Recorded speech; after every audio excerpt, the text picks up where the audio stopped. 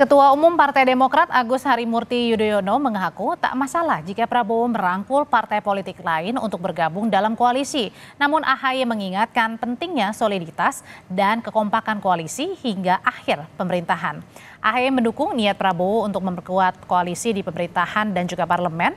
Partai Demokrat pun sudah komitmen akan mengawal pemerintahan Prabowo Gibran agar bisa bekerja untuk rakyat. Namun AHY mengingatkan ada faktor yang perlu dipertimbangkan. Menurutnya, ini bukan soal besar-besaran koalisi, tapi bagaimana menjaga koalisi jangan sampai rontok di tengah jalan pemerintahan. Yang jelas, semangatnya adalah bagus kalau memang semakin kuat koalisi itu, tetapi terus dipertimbangkan faktor-faktor lainnya. Bahwa sekali lagi bukan hanya besar-besaran koalisi, tetapi juga solid, kompak, setia dalam arti juga tidak di tengah jalan kemudian masing-masing begitu. Karena dalam perjalanannya kita juga tahu awalnya kompak kemudian di tengah jalan bisa rontok satu persatu. Nah inilah sebetulnya yang kita butuhkan, stabilitas koalisi. Jadi bukan hanya di awal, bukan hanya di tengah, tapi juga sampai dengan akhir. Di sisi lainnya, Partai Amanat Nasional PAN menyambut positif bila ada parpol dari kubu 01 atau 03 ikut bergabung dalam koalisi Indonesia Maju. Mengenai masuknya PKB ke dalam pemerintahan Prabowo Gibran, dinilai PAN akan memperkuat posisi politik pemerintah di DPR. Partai Amanat Nasional mengapresiasi dan bergembira apabila ada partai politik pendukung 01 dan 03 bergabung di pemerintahan bersama-sama dengan koalisi Indonesia Maju. Misalnya kalau PKB masuk di kabinet, kami sangat senang dan ini menjadi bagian penting dalam proses untuk memperkuat posisi politik pemerintahan sehingga semua program bisa berjalan dengan baik. Tancap gas Prabowo merangkul kubu perubahan membuat koalisi ini menjadi yang pertama memilih pisah jalan. Apalagi PKB sudah lebih dulu menyatakan siap bergabung dalam pemerintahan Prabowo Gibran. Lalu bagaimana dengan Nasdem dan PKS? Akankah mungkin ikut juga dalam koalisi Prabowo Gibran? Dan parlemen akan menyisakan PDI Perjuangan sebagai satu-satunya oposisi. Kita bahas sore ini bersama politisi Nasdem Irma Suryani Caniago. Lalu juga ada politisi PDI Perjuangan Aryo Seno Bagoskoro dan juga Direktur Eksekutif Parameter Politik Indonesia, Adi Praitno. Selamat sore Ibu dan juga Bapak. Apa kabarnya nih? Selamat sore. Assalamualaikum warahmatullahi wabarakatuh. Waalaikumsalam. Saya mau langsung ke Partai Nasdem yang sore hari ini ketua umumnya bertemu dengan Prabowo Subianto, Presiden terpilih. Jadi ini udah firm, Bu Irma, kalau Nasdem ini masuk bergabung dengan koalisi Indonesia Maju Prabowo Gibran. Insya Allah, sebagaimana yang disampaikan Ketua Umum kami, bahwa kepentingan nasional itu di atas kepentingan partai politik. Kita butuh ketenangan, kita butuh juga kesulitan dalam membangun Indonesia ke depan menjadi lebih baik. Itu adalah salah satu niat yang disampaikan oleh Ketua Umum kami, Bapak Surya Paloh. Bahwa kepentingan politik itu harus di bawah kepentingan nasional. Begitu. Jadi artinya bisa diartikan bahwa kemungkinan besar bergabung. Insya Allah. Dan hari ini dinyatakan nanti usai pertemuan keduanya antara Pak Surya dengan Pak Prabowo? Bisa jadi karena terus terang saya memang nggak ikut, tapi saya diberitahu bahwa Ketua Umum kami sedang melakukan kunjungan dan kemudian bertemu dengan Pak Prabowo. Sebagaimana yang memang selalu disampaikan oleh Pak Surya bahwa kepentingan Partai Nasdem kepentingan Partai Nasdem itu harus di bawah kepentingan nasional. Jadi bagaimana kita bisa membangun keutuhan bangsa, menjaga persatuan dan kesatuan bangsa. Nah, disitulah Nasdem harus berdiri tegak seperti itu. Oke, kalau kemungkinan besar nih Nasdem juga akan merapat. Sebelumnya kemarin juga PKB juga sudah ditemui oleh Prabowo Subianto juga. Kemungkinan nanti juga akan PKS. Kalau gitu jangan-jangan hanya menyisakan PDI Perjuangan yang menjadi oposisi nanti kelak, Mas Eno? Ya, kalau kami kan memang hari ini masih terlalu dini untuk bicara itu. Karena apa? Bahkan hingga hari ini, detik ini pun kami masih dalam proses menjalani sengketa secara hukum di PT UN. Apakah itu nanti akan berpengaruh terhadap penetapan hasil atau tidak, buat kami bukan satu perkara, tapi yang menjadi fakta realitas secara empiris hari ini kami masih berjuang di sana. Oleh karena itu kami tidak berubah dalam posisi terkait kritik terhadap jalannya Pilpres kemarin. Dan kami menyampaikan itu secara konsisten bahwa ada hal-hal yang harus menjadi concern, harus kemudian menjadi perhatian, dan itu kemudian tidak bisa dengan begitu saja seperti membalikkan telapak tangan kami bisa berkompromi dengan situasi itu. Maka hingga hari ini kami masih berada pada situasi itu. Sebab secara historis PDI Perjuangan kan pernah juga Mbak berada di luar pemerintahan di era Pak SBY misalnya selama 10 tahun. Dan itu tidak mengurangi sama sekali posisi yang mulia di dalam demokrasi bahwa menjadi bagian dari mekanisme check and balance meskipun tidak memegang kekuasaan istana, itu juga sama mulianya dengan yang melakukan eksekusi program di dalam kabinet. Jadi buat kami yang menjadi prioritas kami sekarang selain kemudian kita mengkritisi proses pemilu, kita tahu bahwa kita akan menghadapi pemilu kembali di periode selanjutnya, baik di Pilpres 2029 maupun di akhir tahun masih ada pilkada serentak. Yang itu semuanya perlu perhatian, jangan sampai cara-cara kemarin direplikasi di pemilu selanjutnya, karena pemilu itu satu-satunya kesempatan kita bisa bicara tentang kedaulatan rakyat secara hakiki. Saya rasa itu. Mas Adi, kenapa sih Pak Prabowo ini usai penetapan KPU langsung gercep ya, tancap gas nih tanpa rem nih, dekati koalisi perubahan bukannya PDI Perjuangan yang merupakan koalisi Ganjar dan juga Mahfud begitu di dalamnya. Kenapa itu, Mas? Saya kira ada dua hal ya. Pertama, memang ada kecenderungan dari Prabowo itu untuk melakukan politik akomodatif terhadap pihak-pihak yang selama ini berseberangan secara politik sekalipun. Yang kedua tentu pasti ada upaya-upaya untuk menambah kekuatan politik kubu nomor 2. Karena kalau kita membaca kekuatan politik gabungan dari 4 partai ini kan kurang lebih sekitar 43% kekuatan di parlemen. Tentu itu tidak kondusif ya untuk mengamankan kepentingan politik strategis di masa yang akan datang. Oleh karena itu memang dalam konteks apapun ada kecenderungan di negara ini siapapun yang terpilih sebagai presiden pasti akan merangkul pihak-pihak yang lain terutama untuk mengamankan kepentingan politik parlemen. Yang menjadi pertanyaan itu adalah apakah semua partai akan dirangkul, apakah hanya sebagian saja? Berarti ini lebih ke memperkuat posisi parlemen di DPR begitu? Saya menduga ke arah situ salah satunya. Selain memang ini sebagai upaya untuk melakukan konsolidasi politik. Karena memang rumus politik di Indonesia itu sederhana, Audrey. Yaitu supaya tak ada protes, tak ada resistensi, tak ada perlawanan. Sehingga kebijakan-kebijakan politik pemerintah itu bisa berjalan dengan mulus.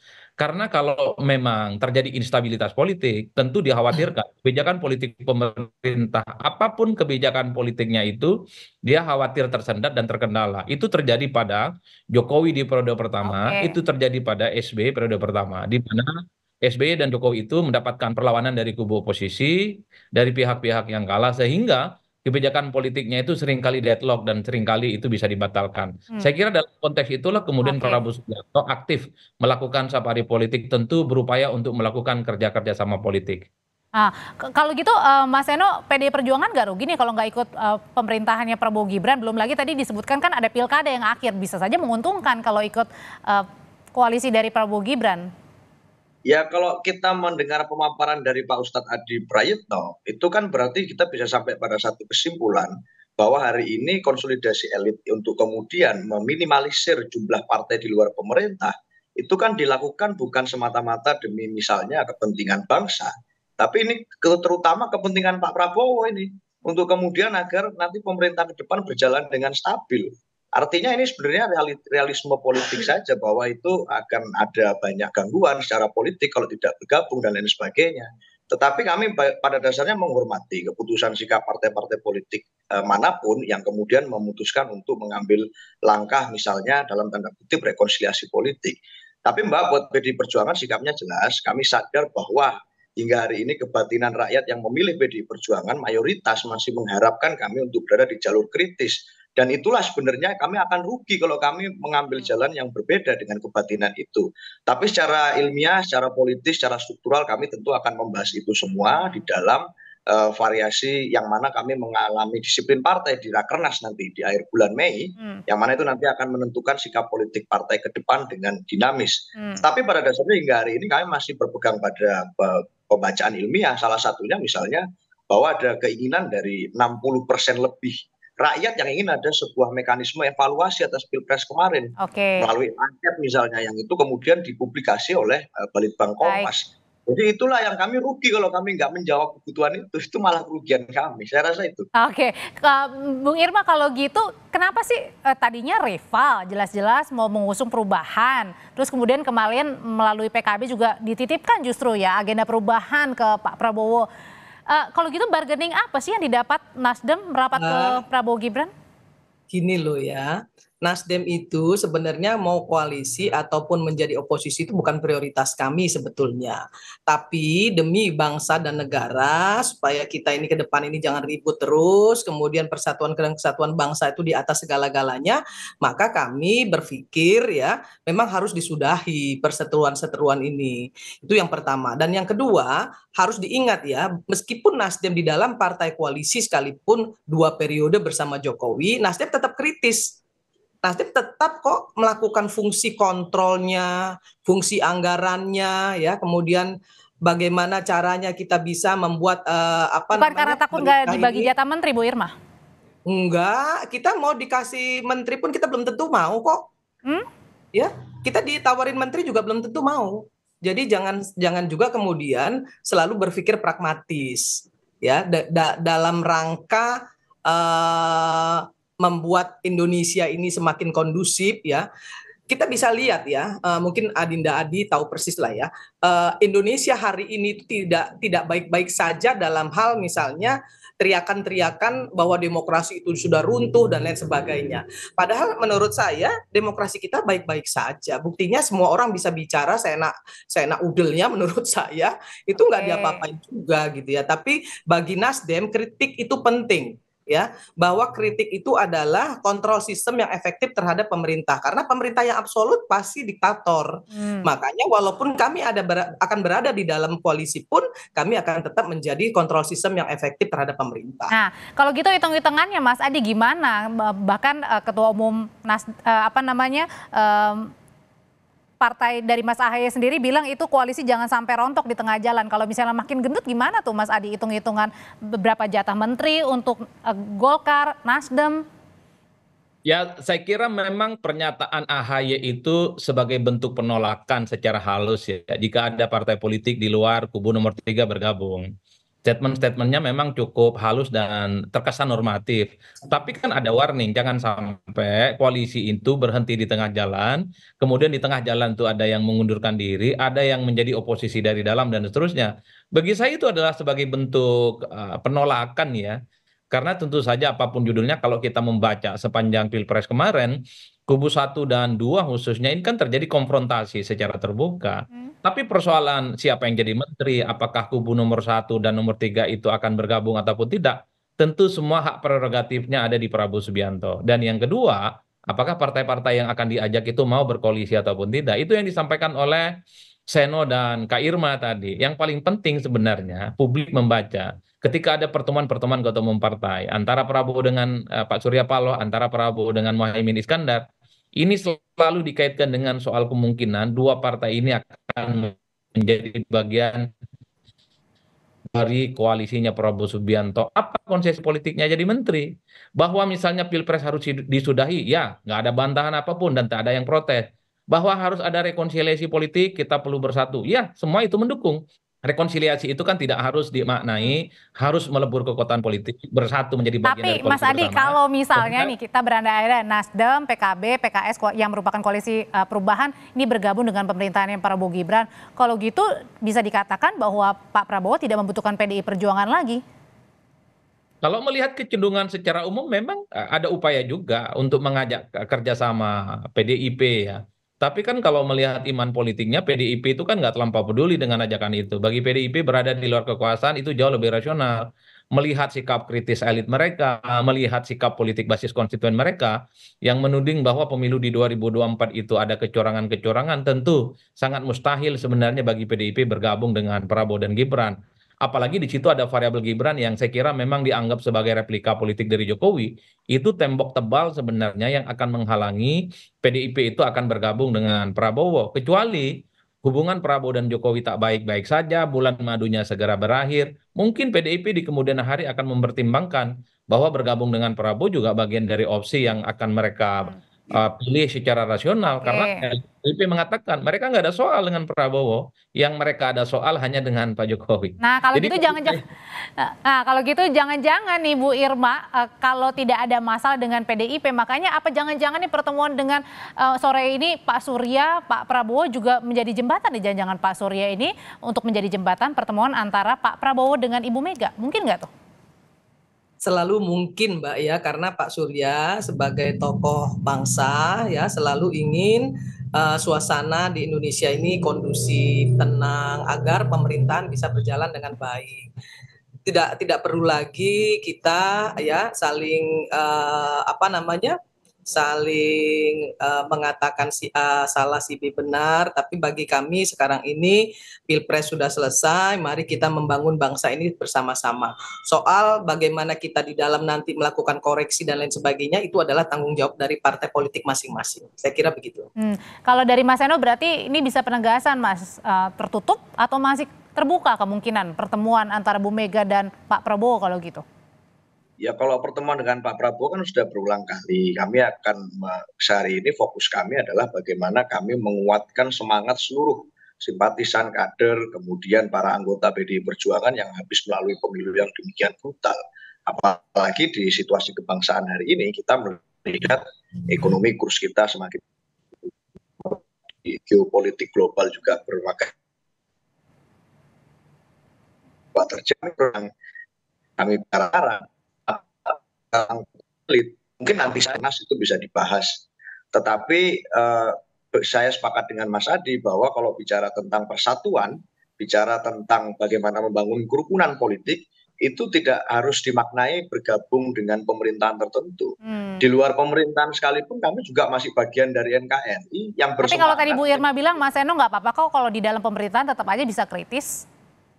Ya sama aja, di luar juga tetap aja, bukan berarti tidak cinta tanah air. Jadi sama aja, buat kami tidak ada perbedaan masalah posisi mulia atau tidaknya. Yang penting adalah seberapa kemudian hal itu bisa menjawab apa yang menjadi kegelisahan dari kebutuhan batin maupun lahir dari masyarakat Indonesia pada umumnya. Karena itu yang diamanatkan oleh partai, diamanatkan oleh ADRT. Fokus kami adalah untuk bisa mengabdikan kepada kedaulatan rakyat. Bukan semata-mata kepada arah angin siapa yang berkuasa dan kemudian kita dapat apa. Saya rasa ya di dalam politik ada bicara elektoral, tetapi kalau bicara tentang kali ini ada unsur idealisme yang cukup kuat di dalam batin pemilih PDI Perjuangan termasuk para pengurusnya.